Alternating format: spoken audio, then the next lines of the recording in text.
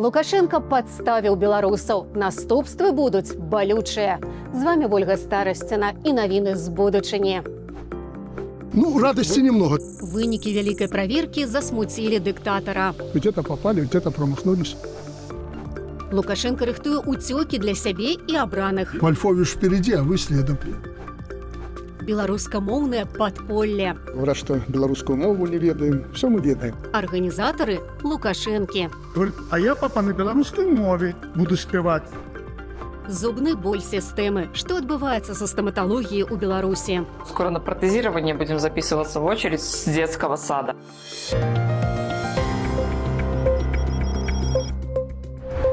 Мы ўсе ведаем, што як назавеш карабель, так ён і паплыве. А што з войскам? Калі праз бюракратычную затрымку прызначылі свята на дзень вялікай вайсковай паразы, то ці будзе войска здольнае абараняць?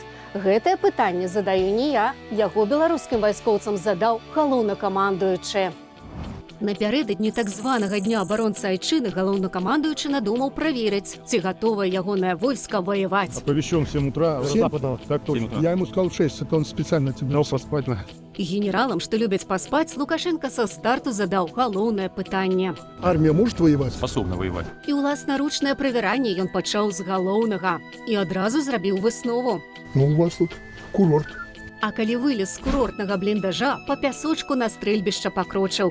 Дзяржаўны сакратар Рады бяспекі дыктатара абараняў. Попадет? Лукашенко за партай і без бінокля меткасць стралкоў ацэньваў. Скорее всего, попал. Падчас праверкі Лукашенко хацеў ледзь не вайсковы парад пабачыць, самалёты, дроны, танкі і стрэлы, а яму паказалі салдацкія заплечнікі. Это твой тревожный чемодан, фактически, да?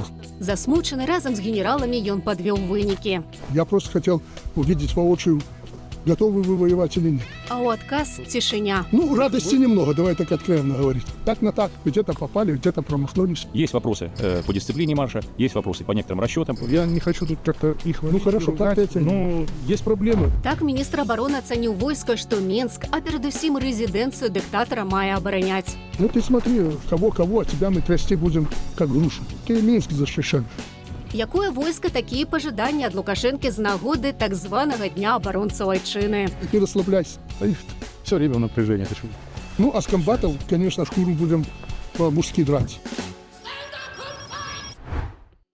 А што вы думаеце пра беларускае войска? Пішыце ў каментарах і, калі ласка, падтрымайце нас лайкам пад відэа на YouTube-канале Белсат Лайф.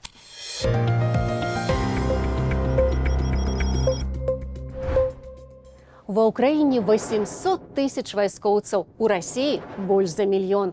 Яны ваююць ужо 4 гады. У Лукашэнкі ўсяго 45 тысяч вайскоўцаў. Колькі яны пазмагаюцца, калі будзе вайна? А галоўнае, якую краіну яны будуць бараніць? Дзяржаўны сакратар Рады бяспекі, які каардынуе ўсе беларускія сілавыя структуры і войска, і міліцыю, і КДБ, сын расійскага танкіста. Александр Рыгорович Вольфович нарадзіўся ў Казані. Калі бацьку перавялі ў Барысаў, пайшоў у беларускую школу, але як сын савецкага вайскоўца быў вызвалены ад вывучэння беларускай мовы. Не ведае ён мовы нашай краіны і да гэтага часу. Ростом не удался. Я говорю, а что делать? Мне говорят, есть то же самое, только без танков. Скончыў маскоўскую вышэйшую вайсковую камандную вучэльню і вайсковую акадэмію генштабу ўзброеных сілаў Расіі. Там любіць і абараняць Беларусь не вучылі. Вольфович вярнуўся ў Барысаў, дзе ў 2016 годзе загадаў прывесці да прысягі на вернасць СССР 300 новобранцаў. Я гражданин Союза Советских Социалистических Республик.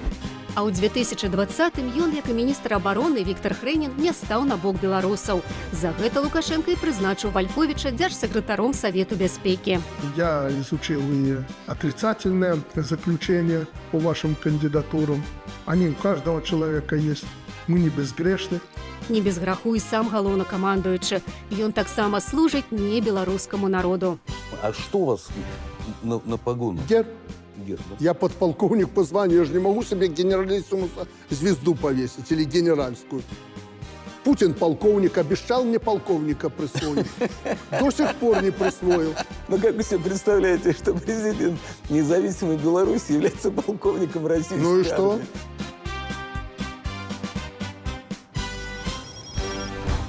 Канцэпцыя памянялася. Дыктатар вырашыў, што вайна 4-го пакалення – гэта не вайна дронаў. Распачынаюцца змены згодна з ягоным новым бачаннем вайны. Яны закрануць і войска, і людзей на гражданке. Вдох глубокий, руки шире, не спешите. 3, 4. Пасля пабачанага ў войску Лукашенко вырашыў, што самае галоўнае – гэта ўмець уцякаць. Згодна з задумаю галоўнакамандуючага, першымі бегчы мусяць генералы, ну і сам Лукашенко. Генералы генштаба твоего тоже побегут. Вольфович впереди, а вы следом. Физическая подготовка должна быть нормальной и у генералов тоже. Ну что, я кувыркаюсь там вот, бегаю, не бегаю, топчусь на этом льду. А вы нет. Не страшны, дурные вести. Мы в ответ бежим на месте. У лукашыстаў нічога не бывае ў меру, а значыць бегаць і таптацца раней ці пазней змусяць усіх. Первых нет и отстающих. Бег на месте общепримиряющий. Кардынальна памяняў Лукашенко і задачы для ВПК. Яшчэ летась ён хацеў развіваць вытворчасць дронаў. Создать хороший дрон, 3 или 4 типа. Это надо. Будем делать. Але раптам дыктатар перадумаў і цяпер патрабуе выпускаць снарады для градаў. Ну и очень эффективно себя зарекомендовали установки «Град», бывшая «Катюша» в годы Великой Отечественной войны. Гэта маштабная і дарагая вытворчасць, але ёсць спонсор і пакупнік – Расія, што не збіраецца завяршаць вайну і патрабуе боепрыпасаў. Лукашенко, які дапамагае Крамлю знішчаць Украіну, сыдзе, а наступствы ягоных дзеянняў застануцца. І беларусам давядзецца жыць з сапсаванай рэпутацыяй, эканамічнымі санкцыямі ды з грызотамі сумлення.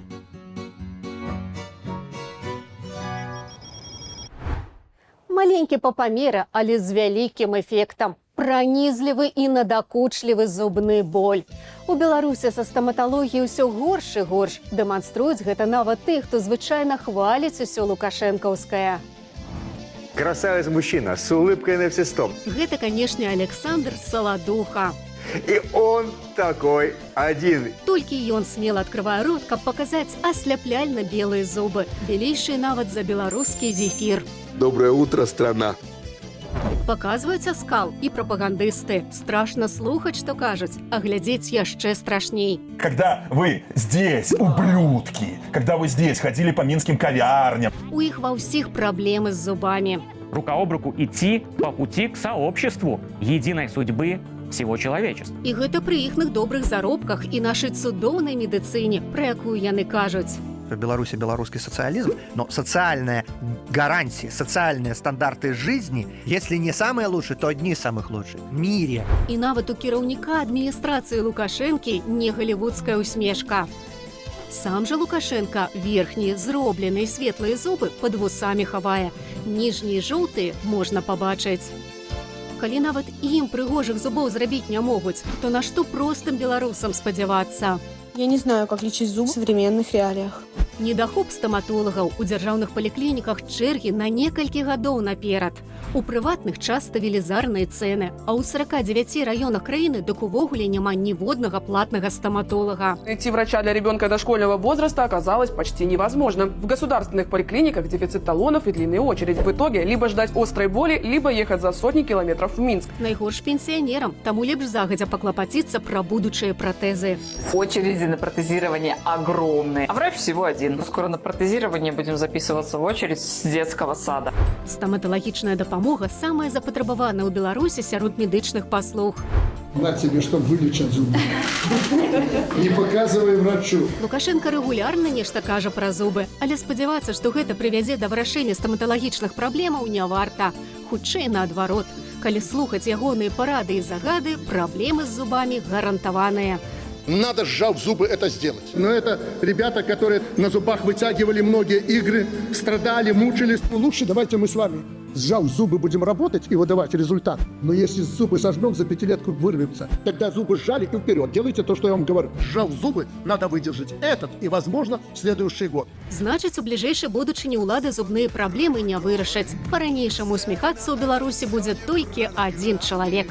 Я родной стороне улыбнусь широко, и вдруг станет на сердце легко.